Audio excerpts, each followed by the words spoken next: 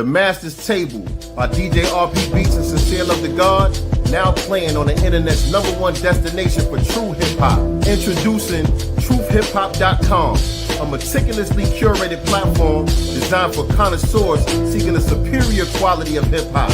Immerse yourself in an unparalleled experience of 100% bar-heavy, authentically crafted, real hip-hop. Discover the essence of the genre, reminiscent of its golden era, now playing exclusively at truthhiphop.com. It's the Ticket Plug. We've been running an online ticket business for over a decade, and now we've created an easy way for you to do the same thing through our private ticket resale community. Joining our community will give you a way to flip your bread and generate profit income consistently. We provide you with all the tools, training, and resources needed to start your life-changing online ticket business. Zero experience needed. To join our ticket resale community, go to thetickettrap.com. Again, go to thetickettrap.com. That's thetickettrap.com. Yeah, like that. Let's see what's in the God's mind. Listen.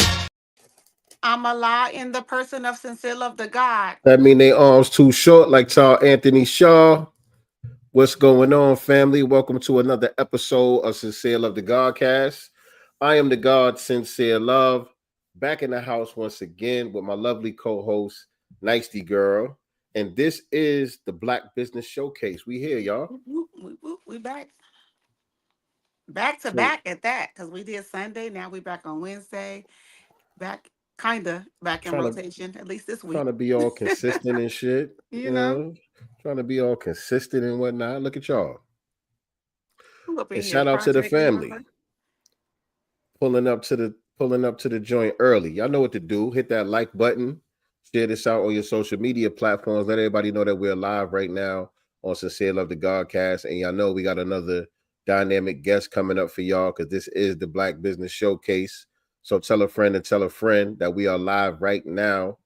And if you're not already subscribed to us on YouTube, make sure you hit the subscribe button as well as the notification bell so you could be reminded whenever we go live with new episodes of Sincere Love to Godcast. All right. So, ain't gonna waste too much time. Now that we got the intros out the way and all of that, let y'all know what we got going on for this evening. Tonight, of course, like I said, we got another dynamic guest. This is the Black Business Showcase.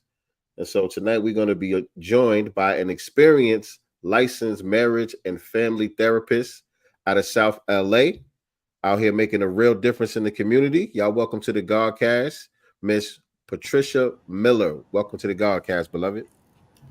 Hey, y'all. Hey, Thanks girl. for having me. Thanks for coming. Appreciate you taking the time to be with us. No problem. No problem. Always down for community stuff. You know? All right. That's what's up, man.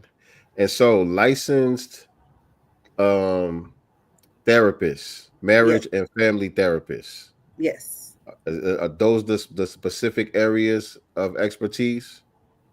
Yeah, that's for the most part.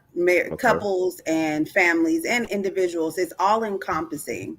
I'm not quite sure why it's marriage family therapist, but it's the individual, the family. I am licensed to provide couples therapy, family therapy, individual therapy, group therapy. All of my license covers all of that, and my training covers all of that as well. So, yeah.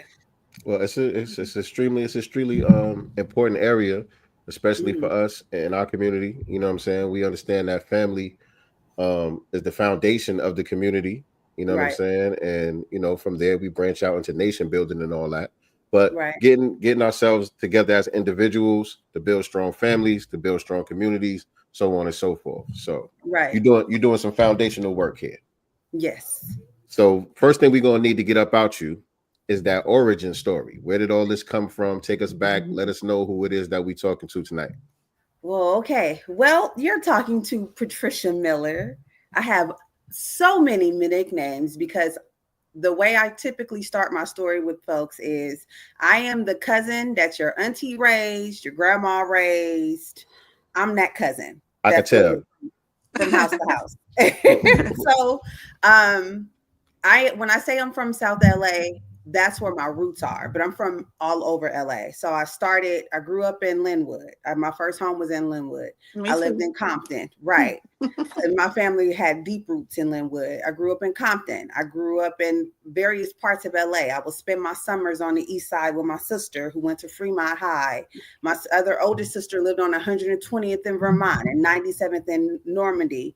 My family's home used to be in the avenues off of 57th and 10th. So my tentacles are everywhere in LA. My mother could have been a rapper.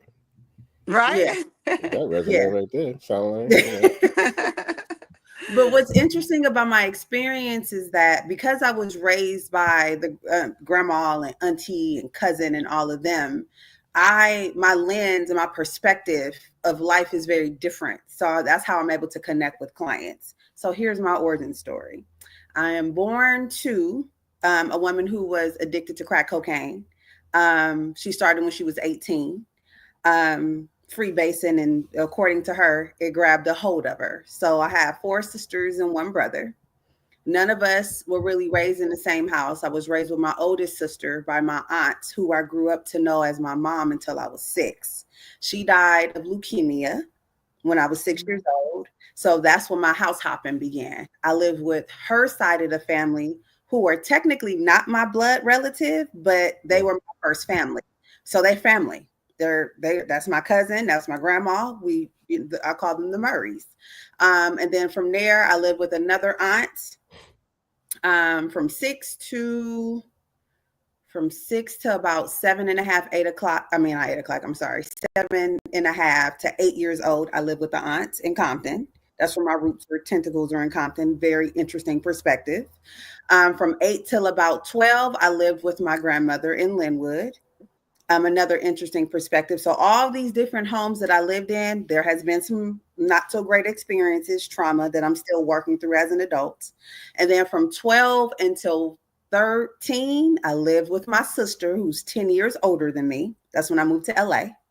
Another interesting perspective. That's when I really learned LA culture. And I love LA forever, and forever will be my heart.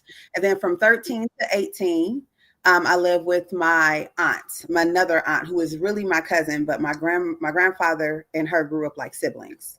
And then I went off to college, went to San Francisco State University, got my bachelor's degree. Junior year in college, I got pregnant with my oldest daughter. Then we moved to Kentucky with her dad. I lived in Louisville. And then took a sabbatical, had my daughter, came back to San Francisco, graduated from from college from there, got my bachelor's degree, moved back to Louisville, Kentucky, found out that wasn't the right place to be. Then we moved back to California, Long Beach. Another interesting perspective, found out I was pregnant with my second daughter, who is now 15. Her father and I broke up, and then I moved back home with my aunt. And then I got my master's degree because my aunt was like, you cannot take care of 2 children with the $11 an hour salary. You got to either get up out my house or go to school. And that's when I got my master's degree. And I went to Pacific Oaks College in Pasadena. And it was the first program of its kind in the nation where you can obtain a master's in marriage and family therapy and specialize in African-American family studies. So the lens that I was trained from with that particular specialization is that when you are treating African Americans, you have to treat it from a lens of trauma, because slavery has impacted us through the generations. So multi-generational trauma, when we're looking at our nervous system, how that's passed down when prenatal, when women are pregnant, and how that still impacts us to this day.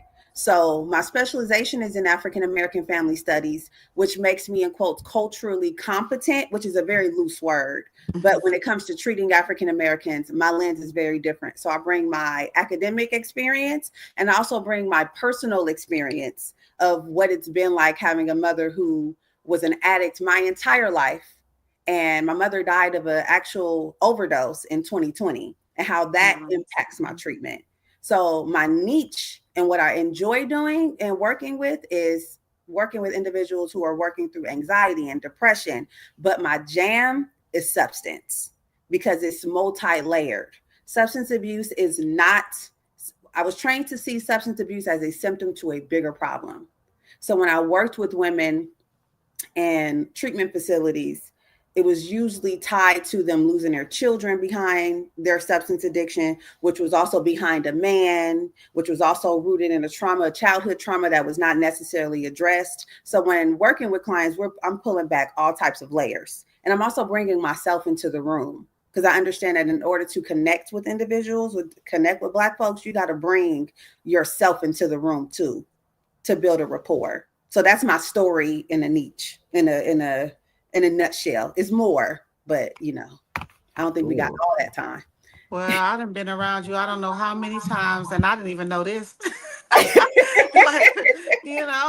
Like you just, because you know what, she's always smiling. What you got, when we were backstage, and obviously when she got on screen, always smiling, always bubbly, and obviously I'm sure that took a lot of therapy, yourself to get to this place, considering what you've been through. So, you always get that, big smile. So I would have never known, your story was this story. Yeah. I've been in therapy on and off since I was 14. So I believe in the power of therapy if you do the work. Okay, so a lot of life experience, education, all of that, good stuff. But before I get into some of that though, I wanted to ask, for a person like me from the East Coast, never really been to California, Linwood, Compton, Los Angeles. I thought that was all the same place. Oh no. No. Explain to me what some of the differences, not just geographically, but like culturally, because you're speaking to those places of giving you different perspectives. So my experience, I was born into Linwood when Linwood was white Caucasian. It was sundown town. Yeah. When it was white flight happening, because my grandmother had white neighbors. I remember helping one of my white neighbors clean up. He died. He was one of the last few white folks in the community. And it was white and Black. And then our brown folks came into the community. And now when you think of Linwood, you don't think Black and white. You think it's predominantly Hispanic, Latino, Latina, Latinx individuals in the community. But when I was growing up, that's not what it was. It kind of increased over time. And Linwood and Compton are neighbors by a light. Literally. Okay. So you go underneath the 105 down Long Beach Boulevard, Chico's Pizza, you in Compton. And 2 lights down to the left, you at Linwood High School, which is 2 lights down from the Compton, what used to be the Compton swap meet. And Linwood is neighbors to Watts and Norwalk. So it's different. I would even say, people probably are not going to agree with this, the air is different in Linwood. The air is different in Compton. Cleaner. Yeah. Right. It's different. So the mentalities is different. So I can say like Linwood and Compton is like low-key east side. But when you go to the avenues off of like, pretty much when I say the avenues, think Nipsey Hussle, right? Think Nip. Right. It's different. The people move different. The cars look different. The houses look different. They dress different. They talk different. It's a different culture. Like, I guess East Coast, think about what is it? The boroughs. Yeah, New York. Yeah. Yeah, like that. Similar to that. Similar. It's different. So if you I know a South Central person based off how they look and dress. I'm like, oh, they're from South Central. And even now. Now, yeah. Because it used to be like that growing up back in the days. You could tell, certain people by the way that they move, by the way that they dress and all that. But now with the internet and everything, everybody kind of look the same. Like, it's no more distinctions. You got to be from the land to understand it. Yeah. For example, my boyfriend, my partner, he's from Inglewood. You dare not mix Inglewood up with LA. No. Even though they're separated by lights.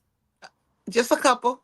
Just a couple. Just drive on down Crenshaw, hit Manchester. You know what I'm saying? Like, and when him and I would talk, he was like, yeah, I was like, he like, I'm on the west side, but I kick it with the east side dudes because they know about the cars.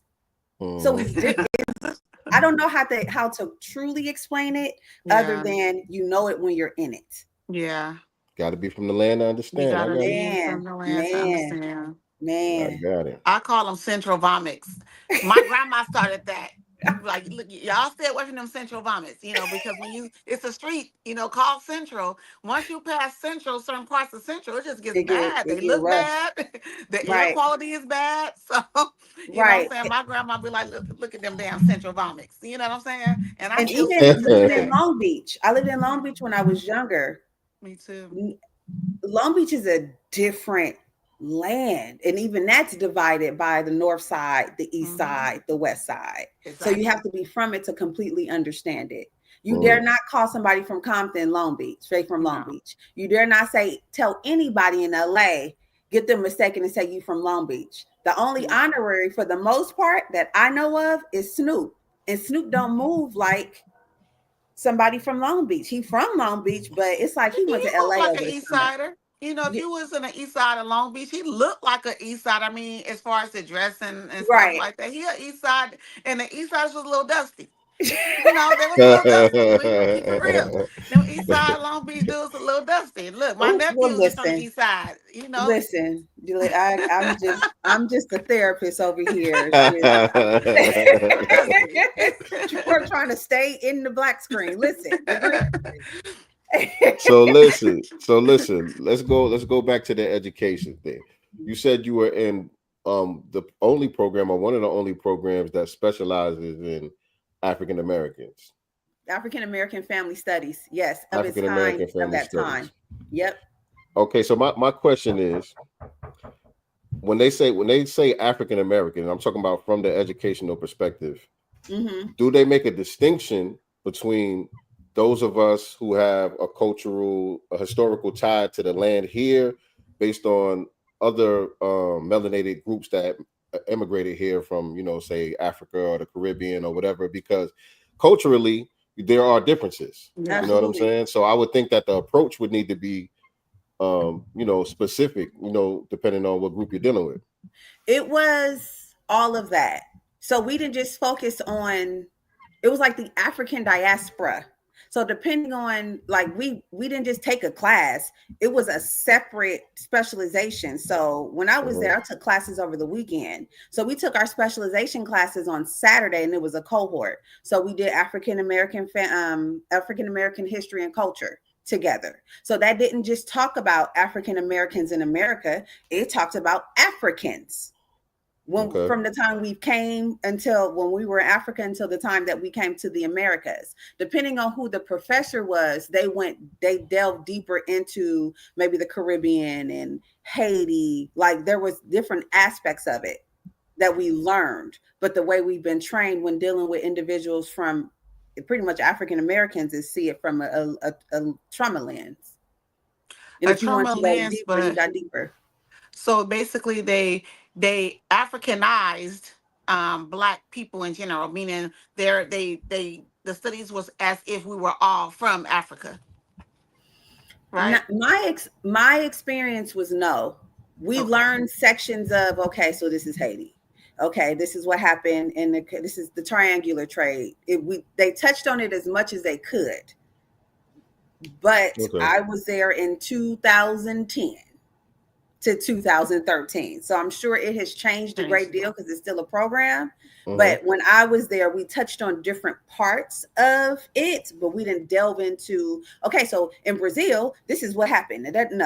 We focused on just African American, but taking that into consideration, like, okay, just because you are providing care to someone that looks like you doesn't mean that their experience is something of America. You have to definitely take that individual approach because you're working with people. Right. That's part of the cultural competence, but I personally think that's just common sense. Yeah, I would say so. Even your experience being in New York is not my same experience as in being in LA, because being Black in LA is very different than being Black in New York. Right, but there will be some cultural continuity there. Like, you know what I'm saying? When you were talking about your aunties and like, I could completely relate. You know what I'm saying? When you talk about your family dynamic, and even, you said that you grew up with a family that wasn't technically your blood family, but that's grandma. That's, you know what I'm saying. You Yeah, don't know. just You don't saw know my no cousin difference. yesterday. I got that same experience. You know what I'm saying? Right. One whole half of my family, we really not even blood related, but that's family. You know what I'm saying? Right. So yeah, and you said your jam is substance abuse. And now is that because of the situation with your mom, or why would you say that one resonates with you the most? It's a mixture of both, because I got the bulk of my training hours in substance. So I worked when I was in graduate school. You have to do, I think it was at the time, it was like 150 clinical hours. Please don't quote me on that one. But I was a part of the South Central Training Consortium, Dr. Rhonda Brinkley Kennedy. So the consortium consisted, that was my clinical supervisor and her husband, Dr. Kennedy, who was a forensic psychologist. It consisted of multiple sites. So you worked with you had the opportunity to work with the DV population, so women. You had the opportunity to work with the males. At the time, it was Walden House, but now it's Health Right 360, and their location was across the street from Alvarado Park. And then you can work in the schools and work with youth to get your hours, the kiddos, the teenagers. I made the decision to work with males because at the time I was like, I need to challenge myself. I don't want to work with females, and I really don't want to work with kids. So in that, I worked with parolee males who were either first-time offenders in substance, being charged with drug charges or what have you, or ex-lifers who have been in jail for so long, but now they're transitioning into recovery to try to go back into, in quote, normal life. So I worked with males who had addictions. I worked with males who were selling drugs and had addictions. And I worked with individuals who had co-occurring disorders. So we got a substance use issue as well as a chronic mental health issue. So we're treating that at the same time. That's when I really learned that substance use was a symptom to a bigger problem. And at that time, my mother was clean. So she was coaching me on the culture. And I was like, okay, I can pretty much just build a relationship with people and then use the tools that I have to help them. And also a backdoor is they're helping me too, because now I'm understanding how drugs impacts the individual, the family on a bigger level, on a bigger scale, and getting to understand the person. So in that, I was also able to get closer to my mother to really understand, like, oh, okay, so it's not necessarily you. Like, this drug is powerful. This stuff is serious. And it's a culture behind the drug use that my mother was a part of as well. My mother started at 18, but my mother had you would say, an extensive trauma history before she started using drugs. Because my grandmother was also an addict and died of a drug overdose. Wow. So it's layered into this. This is generational stuff. So from there, I worked with youth and was able to pick up, oh, you doing more than weed. You doing meth.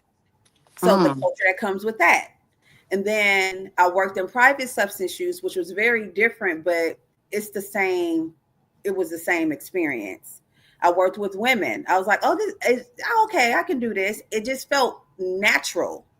It felt easy to me. So it's my jam. It's hard work. Because I worked in community. So what I mean by working in community, you're working with individuals who are kicking crack cocaine with Medi-Cal and are in a treatment facility. So you have to provide them with creme la creme care, like their private pay, because I experienced private pay, which is very different and there's more resources. They're going hiking, they're getting massages, they have a nutritionist on site, they have a chef, the homes are immaculate. Where in treatment, where I've worked, these are converted hotels and they're learning life skills, and it's different, but addiction is addiction. So let's get to the heart of the matter. I always struggled working with women, but my success stories were with women. Okay. Always. So I had a few clients that came in, lost their babies, lost hope, all that. Couldn't stand me. I can't stand you, Miss Patricia. I swear. Getting threatened, all that. But once I developed a relationship with them to let them know, like, I get it. I understand this.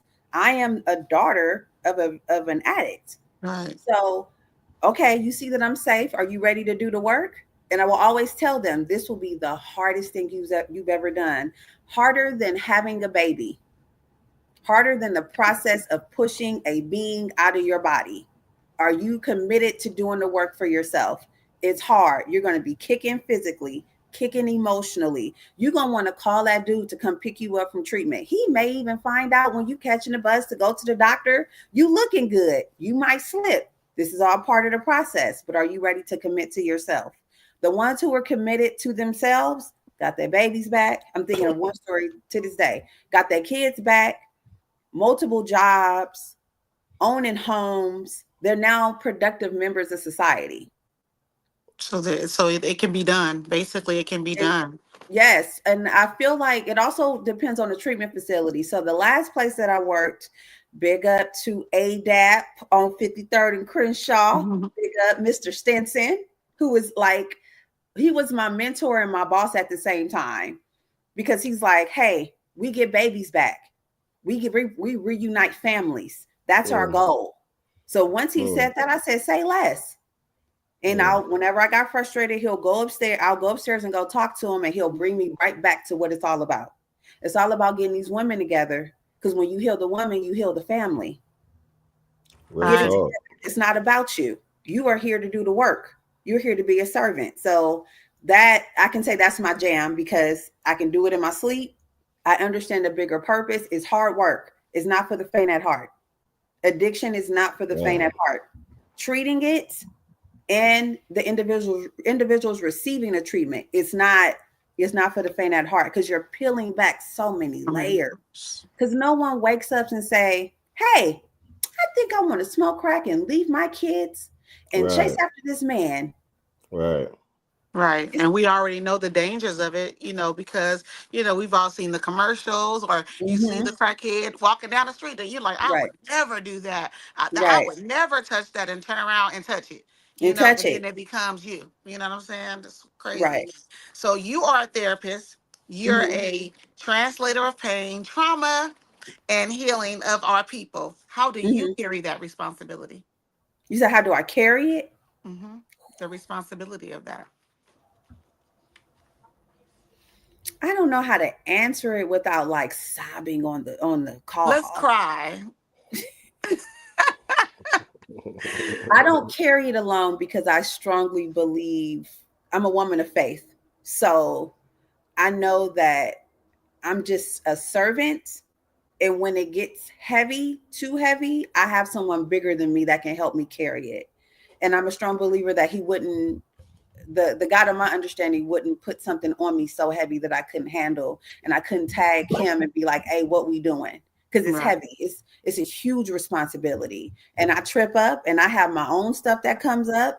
Trying to make sure that I am grounded and centered and going to my own therapy so that I'm not bleeding on the client. I hope I answered it, but I try to make sure that this is I try to not make it about me. That's one. And I lean heavily on the God of my understanding. Heavily. Me and Jesus is my homeboy, and I mean every bit of it. So that's right. Absolutely. Sticking with the substance abuse for a little while, can you explain how the substance abuse not only affects the person that's using, but how the whole family gets affected by it and plays different roles when they have somebody in the household who's, strung out like that? It was a saying that was always said at ADAP. I think it was like, addiction is a family disease. So I'm going to use an example. I'm going to use my mother. Yeah, my mother, who was addicted to crack cocaine, actually polysubstance, but her thing was crack. She's addicted. She has children.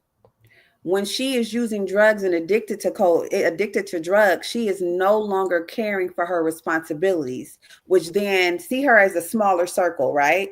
Which then causes her to go into her children has to be cared for by family, the outer circle.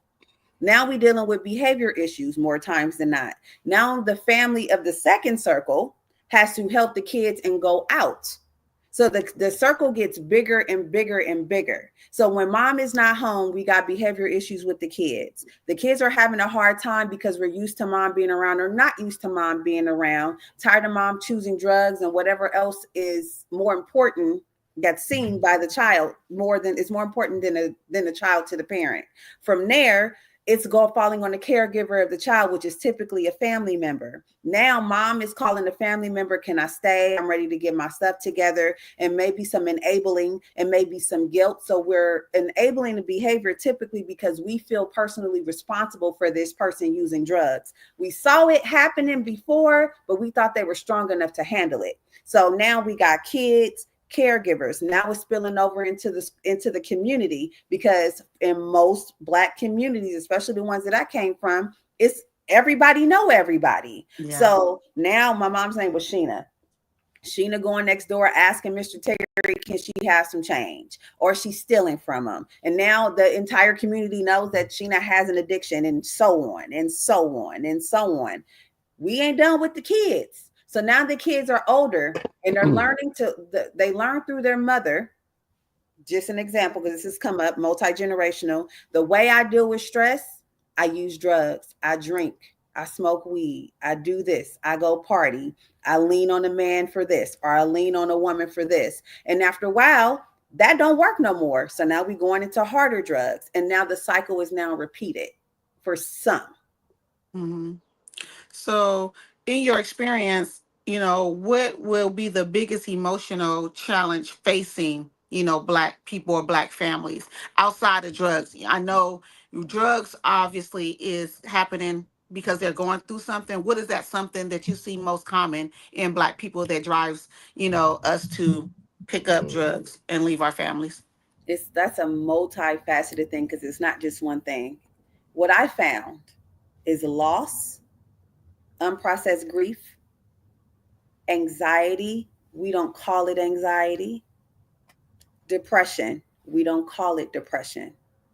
Feeling overwhelmed. Sorry, trying to get on. Feeling overwhelmed, not feeling like we have enough support, especially with Black women, because we got to carry it on our shoulders.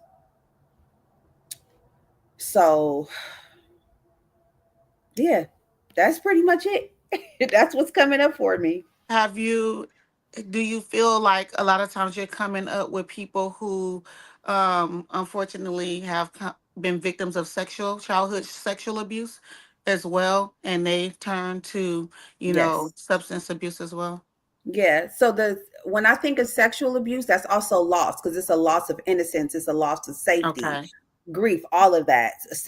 Not just sexual abuse, just period. Emotional abuse, physical abuse, sexual abuse.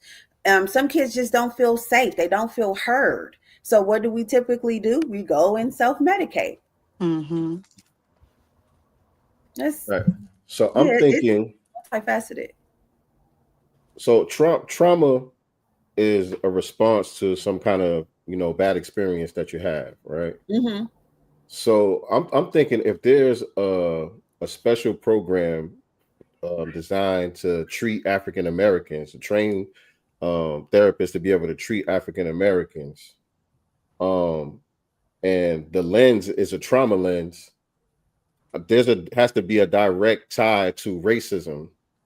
Mm-hmm. If you have to treat this group of people in a certain manner based on this certain context, you know what I'm saying? Like that trauma that we go through, even though it may manifest in different ways, mm-hmm. it's a response to the environment that we live in. It's a society that we live in.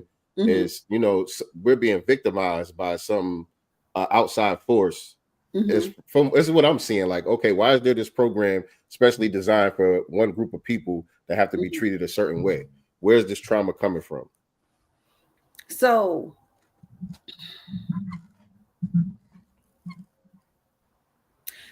I think if there was such program, and I feel like it is somewhere, we have to not just address the racism. There has to be other things addressed as well. Okay. because what I learned in school, in my own experience, that not everyone who's African American has that experience of being an African American. So they may not even recognize it as racism. They may not see it that way. So being able to honor that aspect of the African American experience and other people's experience of what it means for them to be Black, what it means for them to be African American, because it's our experiences are multifaceted. So it's three of us on this call, but you have your own experience. You have your own, both of you have your own experience, and I have my own experience. But if I'm working with you, you may not see that as racism. You may see it as something else, especially if it's been something that's been going on through the generations. Does that make sense? Yeah, but It does make sense, but my question is the experience different, or is it the individual's understanding of their experience that varies? The individuals, the second part. Their understanding of what it is, and so you have to be able to treat it from the place where they understand, so that Meeting them where they you're are. not talking past them or over them or Right. whatever. You Right. got to deal with. I got you. I understand. In the here and now for them. I may see it as racism. Right. You know what I'm saying?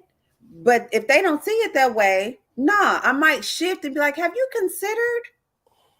And they're like, oh, I didn't think about it that way.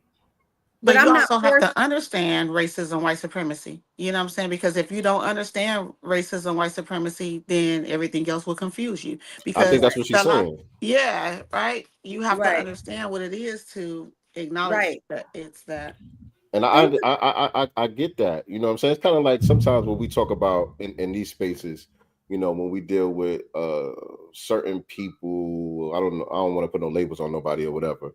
But I talk about sometimes you do have people who just don't understand, right. how racism works and what it is. And so you can't treat them the same way that you would treat a person who knows what it is and is still shucking and jiving just to get their own individual butter biscuits. There's a Right. difference between somebody who truly don't know and is just acting out the program, as opposed to somebody who really does know what it is and they're just jockeying for their position, a comfortable place within, the Right. system. I think the beautiful thing about therapy is that it honors everyone's experience based on what they see their experience is. So I've had, especially when I was working with adolescents, it was like, this kid got a problem, you need to fix it. No. I don't. Therapy is not a manipulative tool. It's a healing tool. So we're going to move as slow as we need to. Yes, this child is going to talk about you most of the session because you are the source of their pain. But just because they're talking about you does not mean that they don't love you. They're just trying to figure out, where do they go from here? Why does this hurt me when she says this? Or why does it hurt me when he says that? It's honoring everyone's experience. Period. Therapy is it's a tool for healing. I'm not here to fix you. Honestly, in therapy, if you're doing your work, you're fixing yourself. I'm just a sounding board. I'm just trying to look at it differently. I'm trying to implement these tools, all of that. It's just for a lot of our history as African Americans in the mental health system has not been great. It's been negative and horrible and wrong. So Black therapists, a lot of us are here to change the narrative and showing up in our authentic selves, using slang, laughing, and all being authentic. Absolutely, because that's part of the healing process. And we need it. We need it. Those of us who are seeking the treatment, we need that. We have to find somebody that we can relate to, that we can trust. You know what I'm saying, and that we feel confident. And that, they're not only competent, but also passionate about what they do. You know what I mean? Right. I think that's kind of hard to find. You know what I'm saying? Even with Black therapists, you don't always get that. You know what I'm saying? Right. It's hard to really find someone that, is going to be all of those things for you, to be able to really do the work.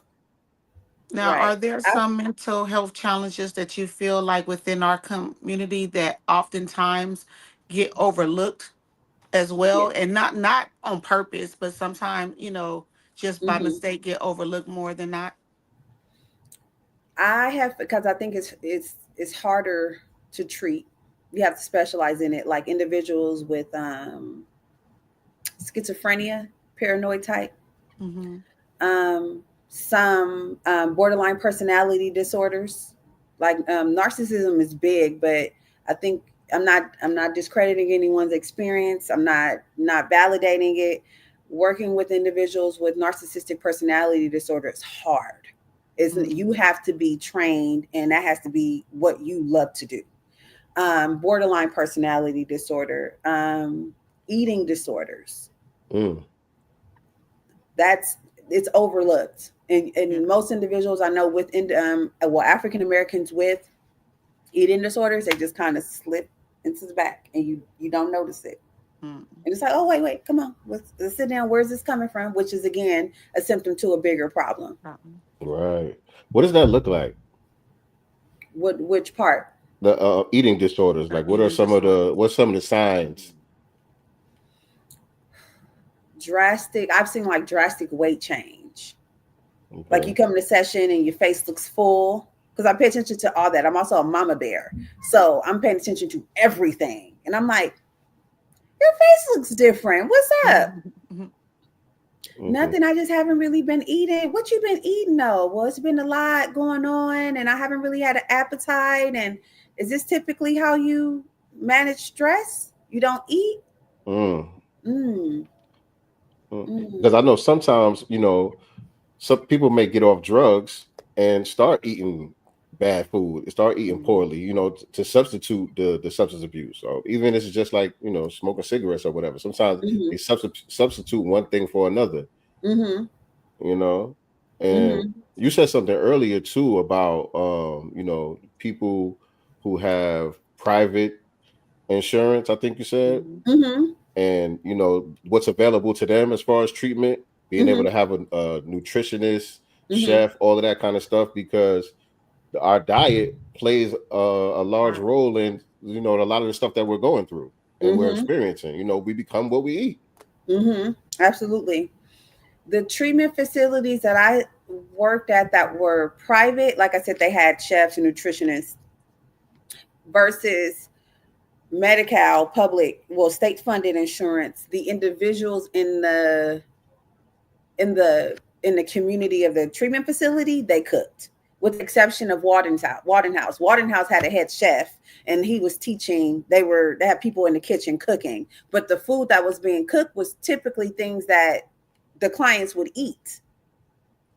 So we eating spaghetti, we eating spaghetti. If we eating tacos, we eating tacos. When I was at not Wadenhouse, when I was at ADAP, the clients is part of the therapeutic community. That's how the structure of the program. The clients were assigned to the kitchen. The clients went grocery shopping. The clients developed what the menu was going to be for the week, for the month. So sometimes they were eating good and sometimes they weren't eating good. And it was about also having balance of whatever you eat. Can we go for a walk? Can we go outside? I get it. You like, tacos and chicken. Fabulous. But that's greasy, and I can smell the grease in the building. Let's go for a walk during our session. How you feel now? You still got a little indigestion? All right. Okay, cool. Let's just go for a walk. Let's do some movement. And it's also about accessibility too. And I seen the difference. And I was like, how can you bring a private experience to a state-funded program? Right. You have to be extremely creative. Yeah. But it's good to just have that kind of approach, is to even have that in mind. You know what I'm saying, to consider, because it is a lopsided thing. You know what I'm saying? It's a capitalistic society, so you're going to get the type of treatment that you can afford, unfortunately. I'm speaking just what you need. Right. My experience has been the people that provided, even though it was state funded, it was again, I'm gonna always go back to ADAP and the TC.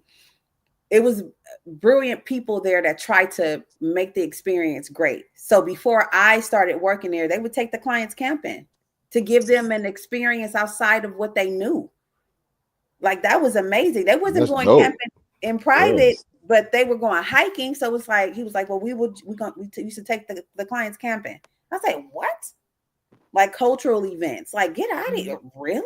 Nah, Like that's you got to great. bring the experience to the people if you want them to change. I was like, that's so dope. Why don't they have this everywhere? But seriously, like, you know, that you tap into another outlet for someone, you know, like you said, it's a new experience, and now they find, oh shit, I like being in nature. I like walking up this mountain. And so now that's an alternative way to handle stress. Rather than the only thing that you've been knowing your whole life is go get high, go get drunk, whatever. Now you know you could go take a walk and feel better.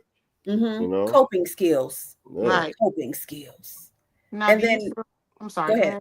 I was going to say, do you feel like this is what you've chosen to do as your career? Do you feel like it's just a career, or is it your calling?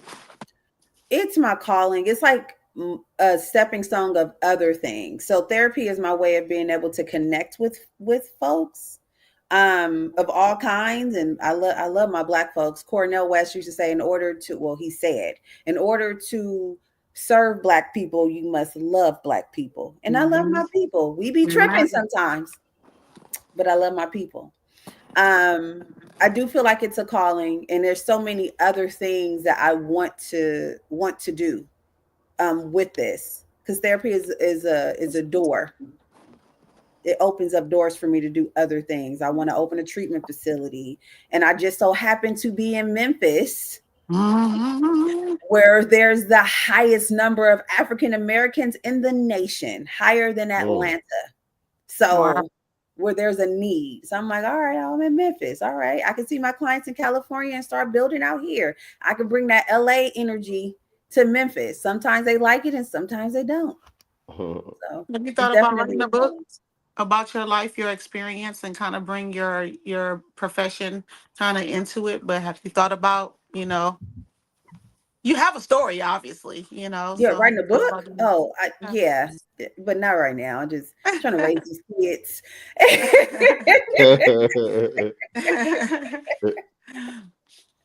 Yeah, it's somewhere down the line. I'm just out here just trying to love on people through therapy and make therapy fun. So are you working for somebody now? Do you have your own practice? What are you doing now? I have my own practice. I see clients privately.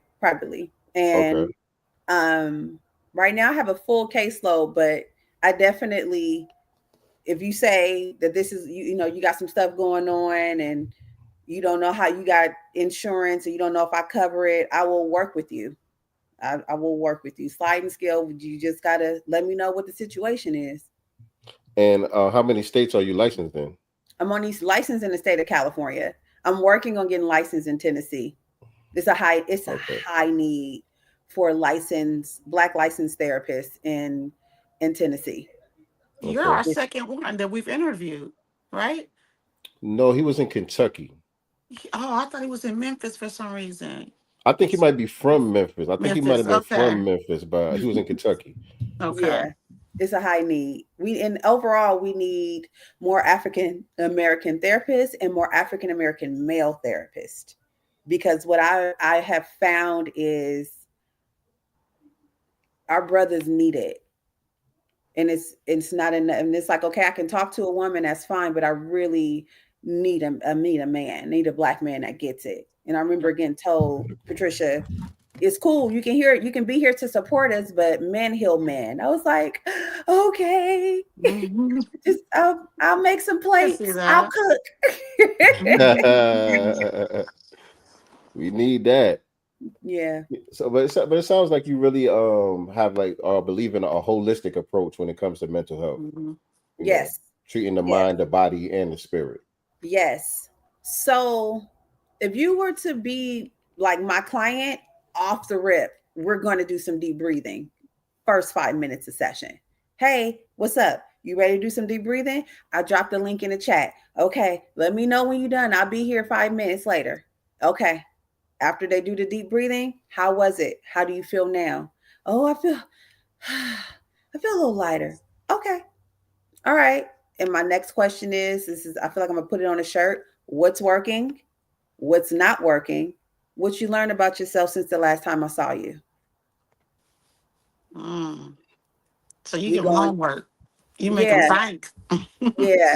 And then from what there, about the beginning? What about the beginning? Because that right there sounds like, you know, you and your client already had a breakthrough. You know what I'm saying? And so this is like a follow up. But what about when you're first meeting me? Oh, you know what I'm saying? You don't know much about me.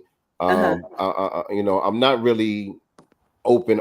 Like it's like pulling teeth trying to get me to answer certain questions and all that. How do we get past that part with the clients? You want to role play? Let's do it. Okay.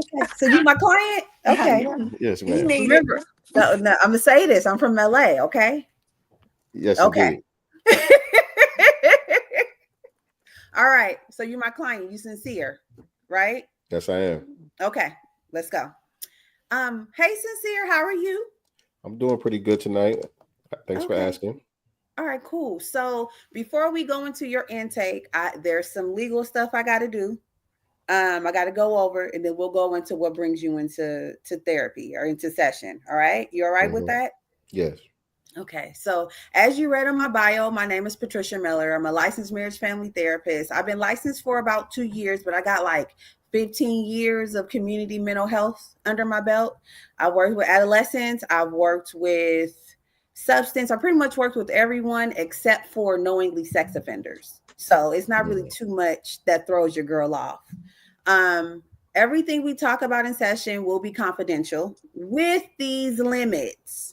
If you are harm to yourself, a threat to yourself or someone else with plans, means, intent. What that means is what a plan means, I'm going to walk on a 405 and I intend on someone hitting me because I don't want to live anymore. Okay. I'm going to contact the necessary parties and you're going to be further assessed and we'll go from there. If you're a threat to someone else, if you say I'm going to John's house, I'm going to take my Glock and I'm going to shoot him, I would then have to contact the necessary parties. By then, you would have provided some extra information so I can provide a duty to warn. That's called tear-us off. Any harm to a child, dependent adult, or an elder. Harm meaning reported, suspected abuse, sexual abuse, child abuse, mental abuse, financial abuse, any form of abuse, neglect to a child, dependent adult, or an elder. So let me tell you about sexual abuse and DV. I only report suspected DV if it's in the presence of a child. Sexual abuse is only reportable, not only suspected, if the alleged perpetrator is around children. So if it happened and you were 6 years old and the person is still alive and they're around children, I'm sorry, we're going to have to contact DCFS for that. So that's the legal stuff. You have any questions so far? Nope. Okay. So what brings you into therapy? What's up? What was the triggering event? Like, I got to come. I need to go talk to somebody. Well, you know, people just been suggesting to me that I get therapy. You know, people seem to think I got a problem. I think I'm fine, you know, but other people think I need somebody to talk to. So I said I'll give it a shot. You know, I want to be open-minded. Okay. Was there an event that happened, something that took place that had people tell you and you were like, okay, I'm tired of them talking? No, not no special event. I think just my personality. I think people see me as just being very closed in. You know, I don't really express myself that much, and maybe like a little emotionally unavailable. Okay. For some people. So like low key checked out. Low key checked out. Oh, okay. All right. How long has this been happening? I guess that's just how I am. Forever, I guess. Okay. Is there other areas of your life that's impacted by the you being like low key checked out? Well, yeah, you know, my girl, you know, that's her main complaint with me, you know. So yeah, I guess it's affected my relationship. Okay. So are you outside of that, like what do you typically like? Are you sleeping? Are you eating right? Like how's your appetite? Are you sleeping as often as you usually do, or what does that look like for you? Yeah, my sleeping patterns are fine. I think I don't eat as well as I should. You know, I could be a bit of a overeater and just eating stuff I know I ain't got no business eating. Okay. But I try to check it every now and then. But you know, it has its ups and downs. Okay. So do you find yourself like not wanting to be bothered with people? No, I think because like a large part of my teens and my 20s, I was incarcerated, and so Mm, I'm used to being by myself. Like, I could be in the same room with you, and we don't have to necessarily talk.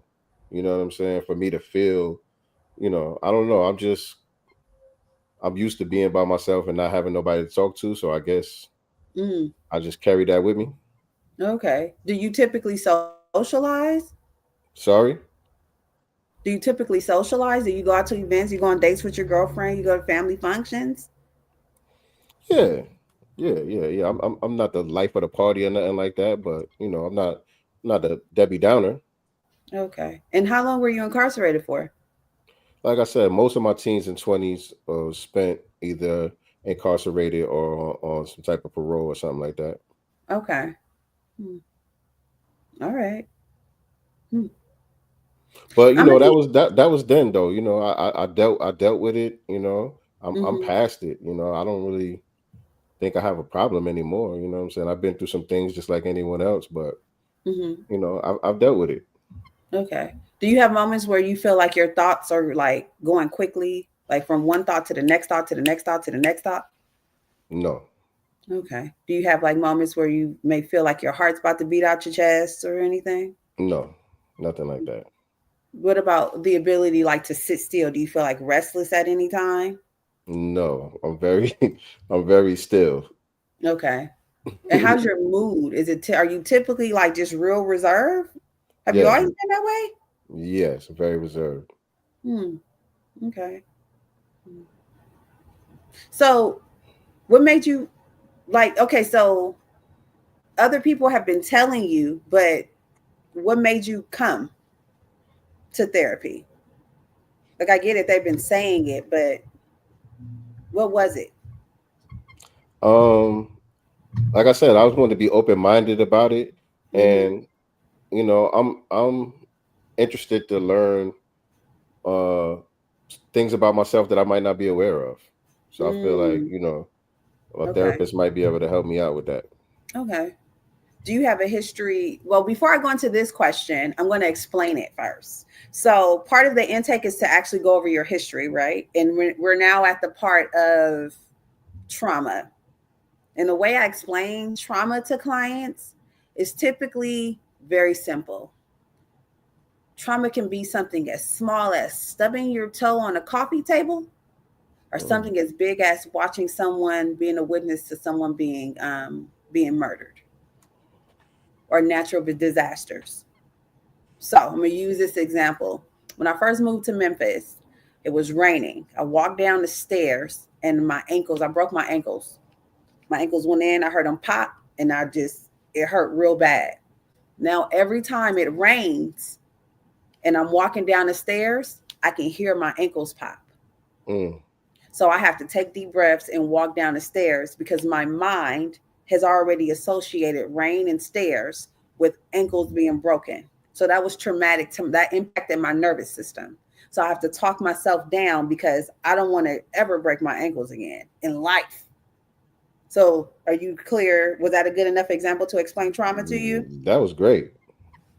So in that same vein, would you say or can you say if you've experienced any form of trauma in your life? Um, I mean, my knee jerk answer is to say yeah, but I'm not thinking of any specific incidents. Okay. All right. Not right now.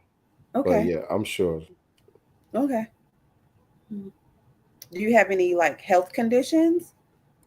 No, Are you taking any medication for anything over the counter or prescribed? no. Okay. Do you use any substances or drink any alcohol? Occasionally, And what do you do occasionally? I have a drink every now and then. I smoke weed sometimes. Okay. Do you have any children? Yes, I do. How many? Um, three biological, two bonus, Okay. And what are their ages? between 29 and 9. Okay, so it's okay. You all that got it. But even between like it's really like 29 and 18 and then 9. Okay. All right. Is there a history of mental health or substance abuse in your family? Yes. Which side and who? All sides, but that I witnessed up close and personal would be my dad. Okay. Is he still here? No. Okay. Was it mental health or was it substance? Substance. Okay. What was his drug of choice? Crack cocaine. Okay. And when did he transition? When I was 17. Okay. All right. What's the other questions? Who'd you grow up with? My mom mostly, and my dad too though. Were your parents like married and then divorced, or what that look like? Yeah, they were together when I was young till I was about 7 or 8, something like that. Okay. All right. I'm sorry, I'm thinking about the intake questions in my mind. No, this is good. This really is. This is good. This is good. And just to be clear with the audience, I'm kind of mixing up real stuff with just role play stuff. Just to be clear with the audience.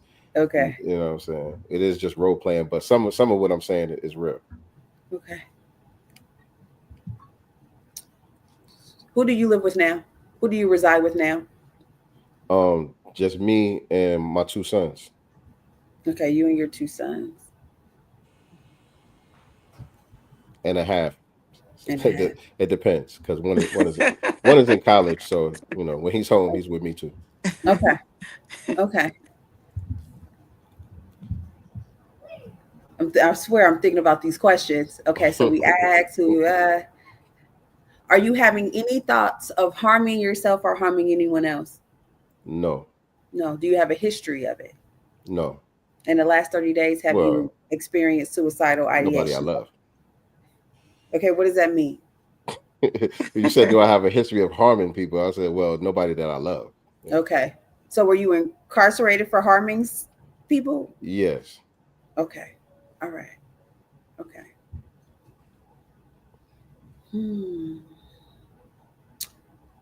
Okay. So during our time together, I will typically have a diagnosis, but I feel like you and I have to build more of a rapport to be able to identify symptoms. But I can tell you what's coming up. And that's up. good. That's good that you're saying that because that's real. And I think the problem happens when some therapists, from my experience, they assume right off the bat they already know who I am and what they're dealing with. When I know that they don't, I'm like, this conversation was not enough. Wasn't in depth for enough. you to really understand enough to be able to treat me. You know what I'm saying? But they assume just based on, I guess, their experience. You know, they categorize people. And so once they go through their set of questions, they have you in a certain category. Like, okay, I already know what you all about. And I'm like, no, you don't. And I'm turned off by that. You know what I'm saying? Right. Typically, I would have to put something on paper for insurance purposes. So I can do a ballpark. As far as a diagnosis? As far as the diagnosis is. Okay. In the way that I explain I always say this to my clients. I say, you are not the diagnosis. Your diagnosis lets me know how intense whatever the environmental things or triggers are have been impacting your nervous system and your mind. It lets me know how you're handling stress, whatever the stress is. But let me ask you this. Does everyone have some type of diagnosis? For the sake of insurance purposes, yeah. And then without a diagnosis, I don't have a roadmap on how to treat you. So you don't treat anxiety the same way you treat depression. You don't treat depression the same way you treat trauma. It may look the same, but it's a roadmap. We have to make sure we know where we're going, because if you're doing work with a client, you don't want to lose track and you don't want it to get murky, because it can get murky. Because once you remember, we're developing a rapport. So you are trusting me, and at the same time, I'm trusting you. So I have some clients that when we and them talk, you would think we were friends because the conversation is just real smooth. It's like, how are you? So you still talking to him? Wait, I thought we wasn't fooling with Boo. What is up? But in the back of my mind, I'm not faking. I'm giving you me authentically, but I'm also here to do a job. And this is part of the healing process. And I have to keep in mind that, okay, she may be dating this guy. How is this impacting her mental health? How can I help her recognize that maybe this is impacting her mental health? Does that make sense? Well, listen, you good. I tell you that right off the bat. You good. You know what I'm saying? Just based off my limited experience, not like I have a whole bunch of experience, but just off my limited experience, I kind of almost lose faith in the profession. You know what I'm saying? Because like I said, I people are either just incompetent or they just lack the passion for what they're actually doing, and it's just a job. You know what I'm saying? Right. There's no purpose behind it. That's why I asked if it was her calling or a career. You know what I mean? Because I think that's where those differences come. Some people are just coming to do their job. They're not really there to heal. Right. I understand. And I have learned that I'm not, and I tell my clients this all the time during intake, I'm not everybody's cup of tea. I may be too casual for you and not using enough of the clinical words. I wasn't trained that way. I was trained community. Community is boots on the ground. Like, all right, so you said you want to go to Starbucks? We're going to walk to Starbucks real quick. What you want to drink? You hungry? Let me feed you. Because that's how we build rapport. I'm going into people's homes. Nah. And she trying to feed me chicken and broccoli cheddar soup. And I can't only turn that down for so long. Like, girl, fried chicken is my weakness. I grew up eating fried chicken. Let me have a piece. So I'm not everybody's cup of tea, but the individuals who have had me as a therapist, it's love. See them on the street, it's love. It's how are you? What's up? This your daughter? Because I bring in stories with my kids. I have to let you know, like, if you're struggling with parenting, you're not in this by yourself. My 3-year-old works my reserve nerve. I love him, and I'm going to always feed him and do what I'm supposed to do. But sometimes my kids get on my nerves too, girl. I get it. That's community, and not some people don't like that, and that's fine. But I know I remember listening to a pastor, and he was like, I know who I'm called to.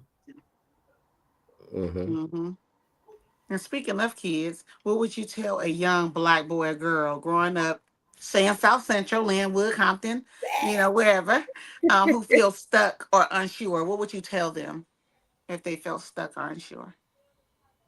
What would I tell? I've said this to some kids. Just move in a direction. Don't try not to stay stuck. Who inspires you? Let's lean on them. Just keep moving, keep walking, keep moving. It's love out here. Receive the love. I think that's what I would say. I'm really thinking about what I used to tell these kids in these group homes. Yeah, just keep moving. That's like a self-esteem issue you're talking about, right? Like almost just lacking confidence and self-worth. Yeah, that's a hard one. Yeah. And a lot of that probably come from the home life, because they don't have that at home, you know what I'm saying, which is causing them to feel, unsure because they're not, being fed at home, being uplifted, inspired, you know what I'm saying, at home. And sometimes, looking for that from outside of the home is dangerous, because a person that doesn't love your child is going to offer them something that they don't need to heal them, which brings in the drugs, sometimes sex, all that. Go ahead. What I've learned raising my own children is that they have their own way of feeling loved. And I can't, because I had some clients when I worked in a group home who came from 2-parent homes, all the things. But the way that their parent was showing that they loved them was not a way that they received it. Now, I am a full-blown work in progress, because the way I was raised is you should know I love you. I'm feeding you. Right. I'm letting you stay See, in my that sound like house. me. That sound like me. I'm different. I That say ain't it. that ain't right. That ain't right. That's what they tell me. That ain't right. No, people need to hear it. You gotta I need to say it. hear it. And my daughters need to hear it from me. And I was just thinking, I was like, I stopped giving them hugs when they were like 10. I'm like, but I got to go back to giving them hugs because that's how they know that I love them. It's like, Mom, we used to do stuff. We used to have game night. And I'm like, dude, life happened. Keep up with the keep up. And no, they don't feel loved at all. Because their love language is time. Because when I didn't have money, we went to the park and we did stuff. So some kids may have it. It's just may have like food and all the basic essentials, but the way they feel loved, if they don't feel loved, they're going to definitely find it somewhere else. Right. I'm thinking about my own cousin. He started gangbanging and had his grandma and his mama. I mean, his grandma and his dad. And it was like, what did you gangbanging for? Right. What you looking for? And see, that's the thing. That's the thing too. Do you think sometimes you can have a special child who gets all the attention and affirmations and stuff poured into them, and then they run into some failures in life and they don't feel worthy of the praise that they've always received, and now that affects their self-esteem? Have you ever experienced something like that? Not with children, with adults who felt that way when they were children. Right. Never really feeling like it was enough or they were enough. Like an imposter syndrome almost. And that's rooted in some form of trauma. Something robbed them of their identity. And that's usually sometimes tied to sexual abuse, some form of abuse, physical abuse or sexual abuse. Okay. That's the more severe. Remember, my background is community. So my mind is like, why don't you feel worthy? Where'd that come from? What happened? Or maybe an absent parent or, divorce. And my dad never came back around when he left. And it could be loss too, grief. And loss is not just the loss of a person. It can be a loss of a home and just, loss of a way of life. Yeah. It's layers to this. Well, thank you for helping us peel back some of them a little bit on this show. And I want to ask you, because you pour so much into other people, what grounds you? Golden Girls, Jesus, Martin, Naps. Those things. You say naps? No, if I can somebody just say thank you, Jesus, for the naps? If I could put a nap in. What also grounds me is having a friendship of 20 years with we're on the group chat is day ones, and having a spiritual, I call her my spiritual Jedi. No, not Jedi, my spiritual Yoda that keeps me in line. Like when I'm having a real issue, I call my god sister, Dr. Janae Renero. Hey, I'm texting my best friends because these are people who know me at my core. That's typically what grounds me. And just having an opportunity to laugh and talk about old times and eat. My favorite candy is Sour Powers and Fruities. So being able to eat the candy I like and tapping into my inner child because she is definitely present. And I bring that into session. So it's like, how's your little child, your little girl feeling, your little boy feeling? All that plays a part. So that's what grounds me. Great answer. Yeah. All right, Nicey, it's about that time. It's about that time. I don't know if you looked at our show, because some people be sneaking, trying to get an idea of what we be doing over here. I did a little bit. And I was like, I got to go see clients. So I guess I didn't do it in time. We like to wind down with these last two questions. What does freedom and power mean to you?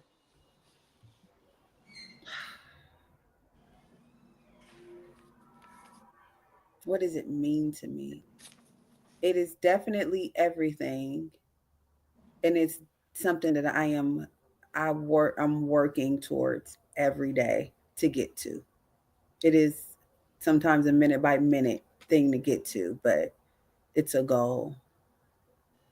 It's everything for me. Freedom on all fronts. I could dig that for sure. This part right here, a little different. I got to put you on the Summer Jam screen. And right now, the entire Black community is listening. What parting words would you like to leave us with tonight? Oh, Lord. What I would tell my clients. Have you checked in with yourself today? Have you asked you what you needed? Have you given it to yourself? Are you hungry? Do you need a hug? You need to take a walk? Do you need to listen to some gangster shit? Have you checked in with yourself? Because you are important too. And you're loved. So that's it. Man. Oh, my bad. You're right. My bad. Oh, yeah, we need that. We need that. So we're going to have to duplicate you and put you in a few different states. You're right. Absolutely. But let people know how they can contact you. Are you active on social media? Listen, I am an old lady when it comes to this, but I am on Instagram. I barely post, but if you drop a line and say, if you drop a line, I think it's at Patsy's Place _4360, and say you're interested in therapy. My handle for Headway is there, but you have to be in the state of California, and we can, talk. And okay. At Patsy's Place _4360. Okay. We got to work on that too. Yeah, I am actively looking for a business mentor and someone to help me with this Instagram because my kids are dawking. He's right there. That's right the there. one. No, right there. You just said the answer. You got kids. Just ask them. I'm like, can you help me? What do you want, Mom? I'm like, get out of here, bro. You're not being fair to me. But yeah, that's where you can find me. It is a little bit tricky with your profession because confidentiality and all of that. Because usually I tell people, what you're doing every day in your business, that's your content. You know what I'm saying? But with you, your sessions are private. That's a little bit different. But you could do like, prep work, like the stuff that you do to prepare, like maybe some rituals and routines that you have, you could share with people, those type of things. And just like specific topics, stuff that we talked about here today in the conversation. You could just pick out a topic and just make 3 pieces of content based on, this topic right here. You know what I'm saying? Stuff like that. It's okay. It's not as complicated as we make it seem when it comes to content. It's usually just right there. Okay. You the expert. You know what I'm saying? This is what you do. You are authority in the field, and so your job is to just bring information and bring value to the people that follow you. You know what I'm saying? Got it. You know what I mean? And from there, everything else it'll start to click. You start figuring it out. Like, okay, I have a formula, and it gets easier once you just get started. Okay. All right. Thank you. I appreciate you. Bless you, brother. Bless you. So is there a website, phone number, or anything that you want to put out there?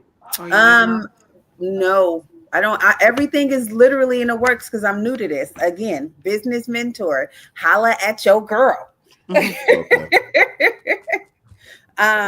have a phone number for clients who are really interested in therapy. It is. Hold on. I'm sorry. I'm not prepared. This is my first podcast. No problem. 805-724-2439.